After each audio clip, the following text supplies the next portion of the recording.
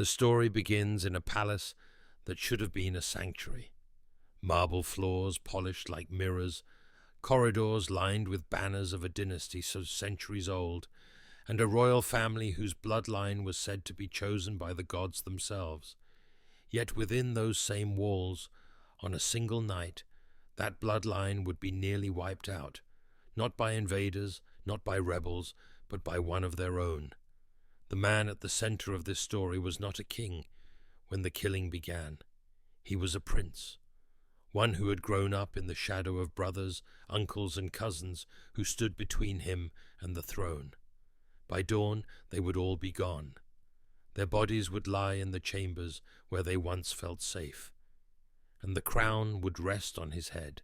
It happened in an age when dynasties rose and fell by the sword, when loyalty could be bought, and when the law was whatever the ruler said it was.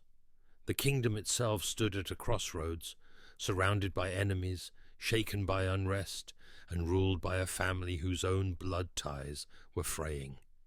But here's the question history still struggles with. Was this an act of cold, strategic genius? A brutal but effective way to secure power and prevent civil war? Or was it simply the work of a man so consumed by ambition that he would destroy everything, even his own family, to claim a crown? To understand the prince's rise, you have to understand the kingdom he was born into. This was not a realm at peace. On paper, the dynasty was strong. It had ruled for generations, its borders stretching from fertile river valleys to fortified mountain passes. Trade flowed, armies marched, and the royal crest commanded respect far beyond its frontiers. But beneath that surface, cracks were spreading. The throne was occupied by an aging king, whose health was failing, and whose grip on his court was loosening. Factions had formed, noble houses jostling for influence, generals loyal to different heirs, and foreign envoys whispering offers of alliance to anyone who might soon wear the crown. Succession had always been a dangerous question here. In this kingdom, there was no single, unbreakable law that decided who ruled next. Bloodline mattered, but so did political support, military backing, and the will of the king himself. That meant every prince, every nephew, every ambitious cousin was a potential claimant and a potential threat. It was into this climate of intrigue and quiet hostility that our prince stepped. He wasn't yet the most powerful man in the realm, but he was patient, and he understood that in a kingdom built on unstable ground, all it would take was one decisive act to bring the entire structure crashing down, leaving him as the only one still standing. The prince was not born first in line to the throne, and that fact shaped everything about him. He was the third son, the kind of position that often meant a life lived in the shadow of older brothers. The firstborn was groomed for kingship from birth, the second was destined for high command in the army, and the third, he was expected to serve quietly, perhaps govern a province, or act as a diplomatic envoy. But from an early age, it was clear he would not be content with the role assigned to him. His tutors noted his quick mind and sharper tongue.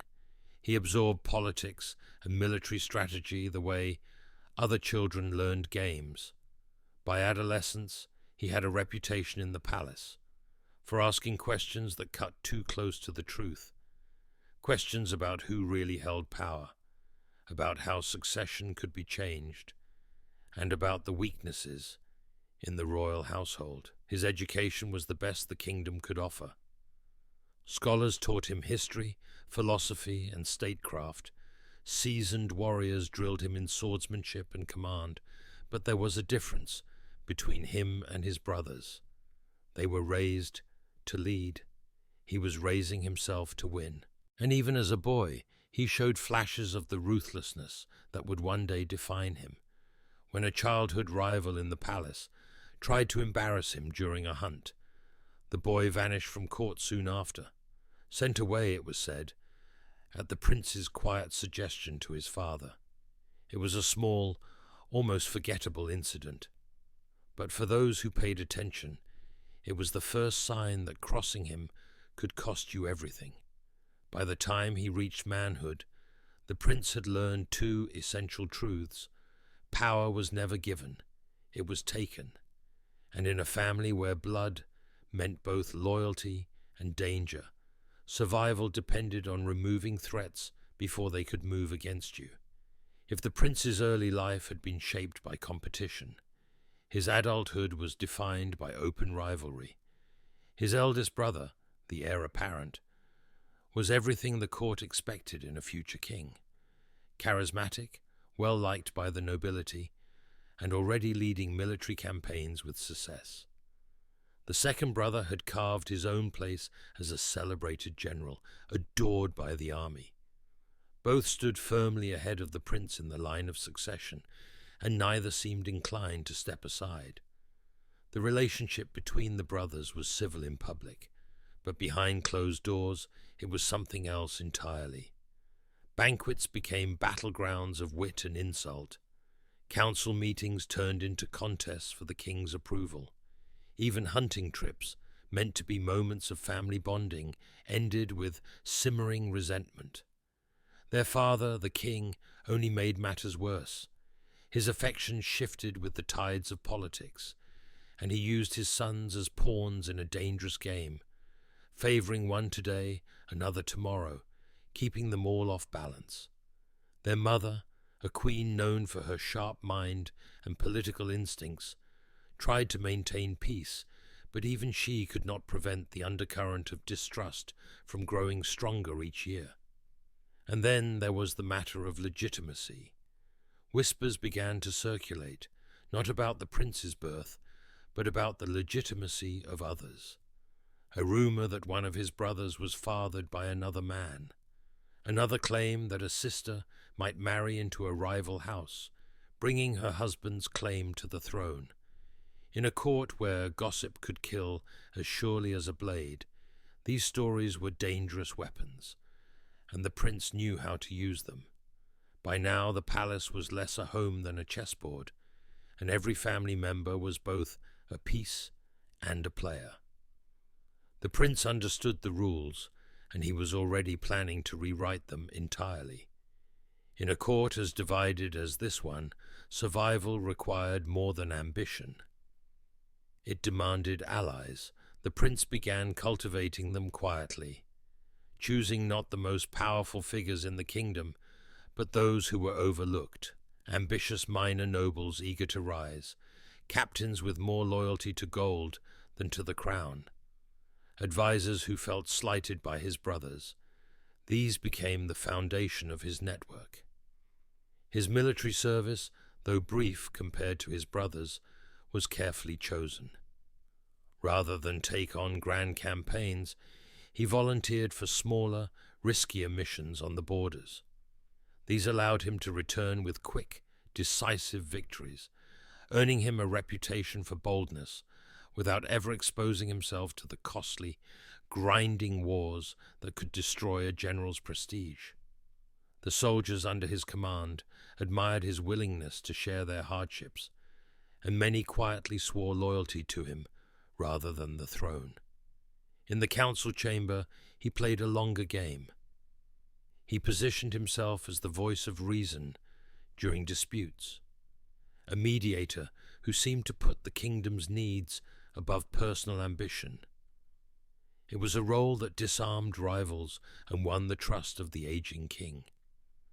Behind the scenes, however, he was using that trust to place his allies in key posts. Guard captains, treasurers, and provincial governors, whose allegiance lay with him. The turning point came when illness struck the heir apparent during a campaign.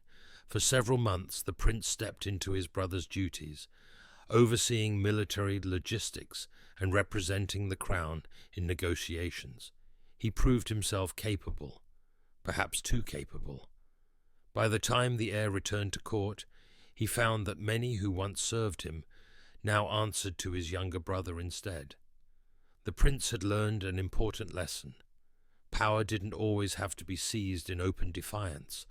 Sometimes it could be gathered piece by piece, until one day you already held it, and no one had noticed until it was too late. Or all his quiet maneuvering. The path to the throne was still far from clear. The heir apparent had recovered from his illness and returned to court with renewed determination to secure his position. His popularity with both the nobility and the people made him difficult to undermine outright, and his marriage to a powerful foreign princess brought an alliance that strengthened his claim even further. The second brother, though less politically skilled, commanded the loyalty of much of the army, a dangerous advantage in a kingdom where the throne often went to the man with the most soldiers behind him. Even the younger siblings and cousins posed a risk. Through marriage or patronage, their claims could be elevated at any moment if it suited the interests of the court factions. But the real pressure came from beyond the palace walls. Neighboring kingdoms watched the aging king's decline with interest, each eager to influence the succession in their favor. Ambassadors from rival states whispered offers of military aid to the heirs they preferred, and every rumor of instability threatened to invite foreign intervention. The prince understood what this meant. The longer the royal succession remained uncertain, the more likely it was that the kingdom would be torn apart by competing claims and outside interference. And as long as so many potential heirs stood in his way, his own claim would always be the weakest. To secure the throne, it would not be enough to outmaneuver one brother or two. Every rival, every person whose bloodline could challenge his right to rule, would have to be removed completely. The final push toward bloodshed came suddenly. A secret council was called by the king, one from which the prince was deliberately excluded. Word reached him through an ally that the meeting's purpose was to formalize the line of succession, placing the heir apparent firmly above all others, and granting him sweeping powers in anticipation of the king's death. Once signed, that decree would make the throne untouchable. Worse still, there were whispers of a marriage alliance being arranged for one of his younger brothers, a match that would unite two powerful noble houses against him. In a single stroke, his influence at court could be erased, his allies scattered, and his ambitions buried for good. That was the moment the prince stopped waiting. Politics and patience had carried him far, but they could carry him no further. If the game was about to end, he would upend the board entirely. The plan that took shape was not one of selective removal. He knew that killing only the heir would invite another claimant to rise in his place. To truly secure the crown, every potential rival had to be eliminated. Brothers, cousins, uncles, even in-laws whose claims could be twisted into legitimacy. The list grew longer with each passing day, and with it his resolve. He began positioning loyal guards at key points in the palace, quietly replacing household staff with those in his debt. Poison was procured for those who could not be reached with a blade. Escape routes were mapped, and safe houses readied in case something went wrong. This would not be a political maneuver disguised as an accident. It would be a clean sweep. One night of terror that would erase the royal family as it had been, leaving only him to inherit the kingdom's future. It began just after midnight, when the palace was at its most vulnerable. The great gates were shut, the city beyond asleep, and the only sounds in the royal residence were the faint crackle of torchlight and the soft steps of night guards, most of whom now answered to the prince. The first strike came in the east wing, where the heir apparent slept. His chambers were guarded by soldiers loyal to him, but they had been quietly reassigned days earlier. The replacement guards stepped aside without a word as the prince's men entered. The heir woke to the sound of boots on marble, reaching for his sword, but never made it from his bed. From there, the killings moved swiftly. The second brother was found in his study, still awake, drafting orders for the army. He fought briefly, but was cut down before he could call for help. The younger siblings were easier prey, their rooms locked from the inside, but their doors smashed in by men who carried no hesitation. For others on the list, poison did the work. In the banquet hall, where late-night wine and food had been left for the king's favoured guests, cups were tainted with a tasteless draught. Some died at the table. Others staggered back to their chambers, only to collapse moments later. The queen's fate came last. She had been spared until the final hour, perhaps out of hesitation, perhaps to prevent her from warning others. But when word reached her of the slaughter, she fled toward the king's quarters, only to find her path blocked by the prince himself. Witnesses claimed no words were exchanged before she fell. By the time the palace bells rang in alarm, it was over. Corridors were littered with overturned furniture, shattered lamps, and the bodies of those who had tried to resist. Servants cowered in corners, unsure whether to run or kneel. When the sun rose, the once crowded royal household had been reduced to a single surviving branch, the prince. And from that moment on, he was not a prince at all. He was the king. By dawn, the scent of blood still hung in the air, and the once orderly palace was a ruin of fear and silence.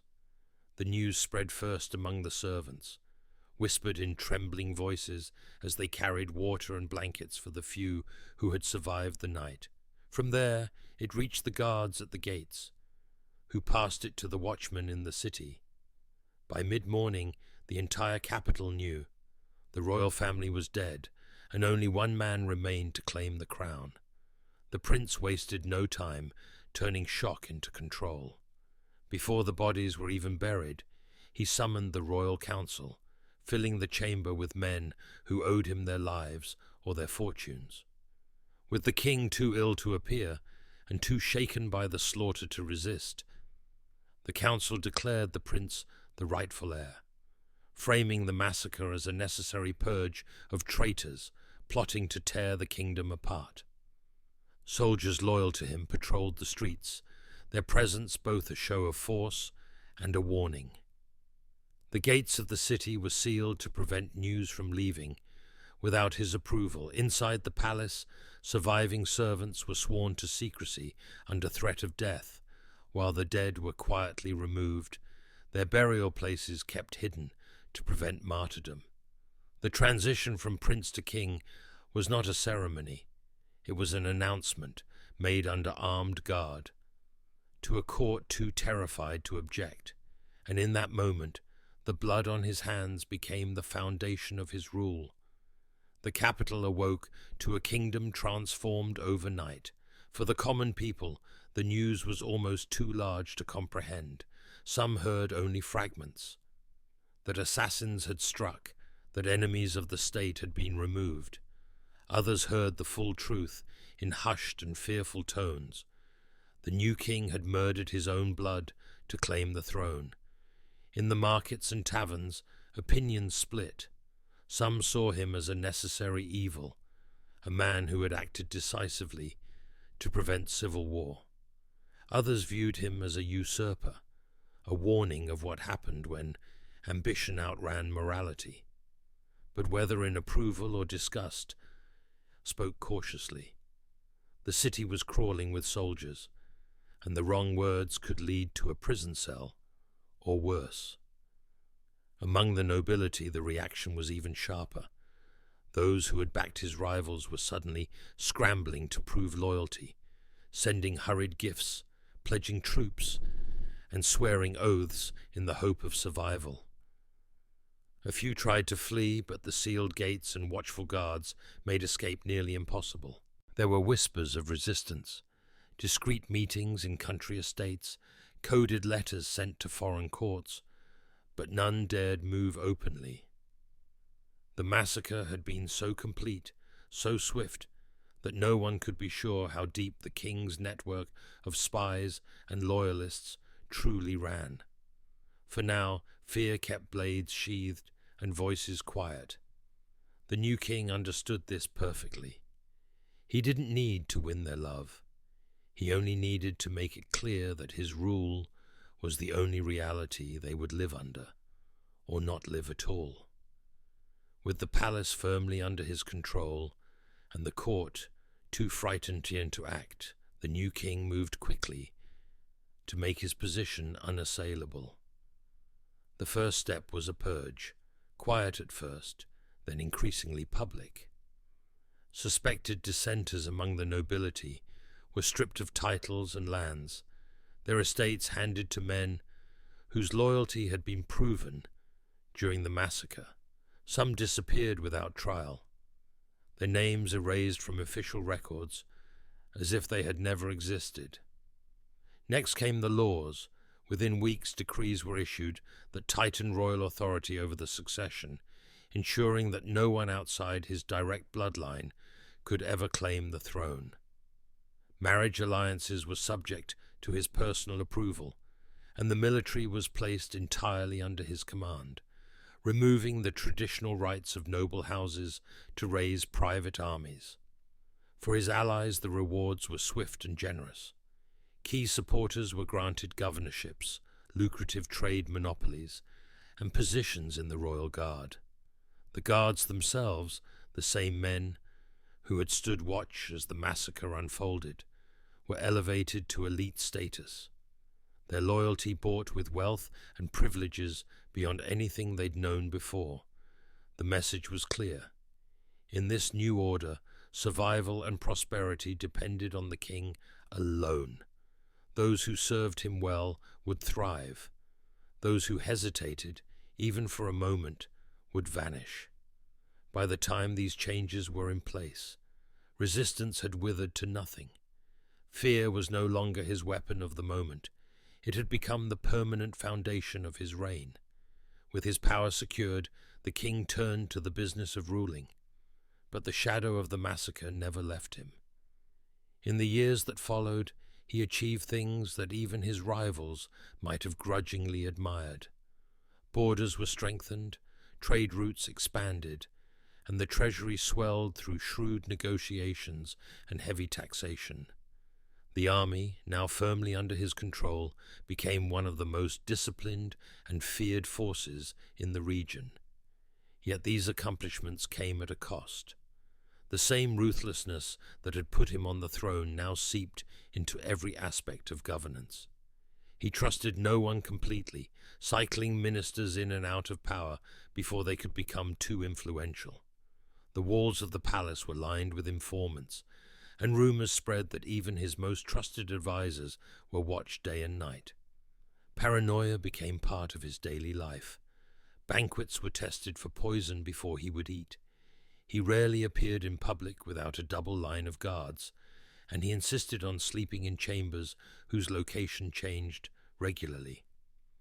Marriage alliances were chosen not for diplomacy or love, but for their inability to produce a rival claim. Despite his successes, the kingdom he ruled never truly forgot the night he had taken the crown. For some, his reign was proof that strength and decisiveness could hold a fractured realm together. For others, it was a reminder that the throne was built not on law or tradition, but on blood. And blood could always be spilled again. Centuries later, the king's bloody rise to power still divides historians, not just over its morality, but over what truly happened that night. Much of what we know comes from court chronicles, many of which were commissioned during his reign or shortly after. These official records tend to present the massacre as a calculated act of statecraft, a necessary purge to prevent the kingdom from collapsing into civil war. In their telling, the dead were not innocent family members, but conspirators plotting to tear the realm apart. Other accounts, often written by exiled nobles or foreign observers, paint a far darker picture. In these versions there was no imminent rebellion, no grand conspiracy, only the ambition of a man willing to kill anyone who stood in his way. These writers describe the massacre as chaotic and excessive, with victims including children and those with no political influence at all. Adding to the uncertainty is the simple fact that many witnesses did not survive long enough to record their stories. Some may have been silenced deliberately. Others may have altered their accounts to protect themselves. Even archaeological evidence is scarce. The burial sites of many victims remain unknown, perhaps deliberately hidden to erase them from memory. This leaves us with a question that may never be fully answered. Was the massacre a strategic masterstroke that saved a fractured kingdom, or has history preserved a version of events, exaggerated by his enemies, to turn him into a villain? The truth, as always, may lie somewhere in between, blurred by politics, and the agendas of those who wrote it down. In the end, the prince's journey from overlooked son to absolute ruler was paved in the blood of his own kin. What began as a bid to survive in a dangerous court became one of the most infamous acts of consolidation in the kingdom's history. In a single night, he removed every rival, silenced every competing claim, and reshaped the royal line to begin and end with himself. His reign proved that power seized through fear can endure for a time. The kingdom he ruled was stronger in some ways, its borders secure, its coffers full, its enemies cautious. But beneath that stability lay a deep and lasting scar. Trust within the nobility was shattered. The people learned that the throne was not a sacred inheritance, but a prize to be taken by whoever was willing to be ruthless enough. Absolute power had given him everything he had ever wanted, yet it had also trapped him. Surrounded by guards, sleeping in shifting rooms, mistrusting even his closest advisers, he ruled alone because he had made himself alone. The same violence that had crowned him ensured he could never truly put down his sword, and so his legacy remains a paradox. Was he the savior of a kingdom that might have torn itself apart without his decisive action? Or was he the destroyer of a dynasty, replacing one form of chaos with another? Perhaps the most unsettling truth is that history is filled with rulers like him, leaders who justified terrible acts in the name of stability, who built their power on the graves of those who stood in their way. And it forces us to ask, when the stakes are high enough and the reward is great enough, how different would any of us truly be?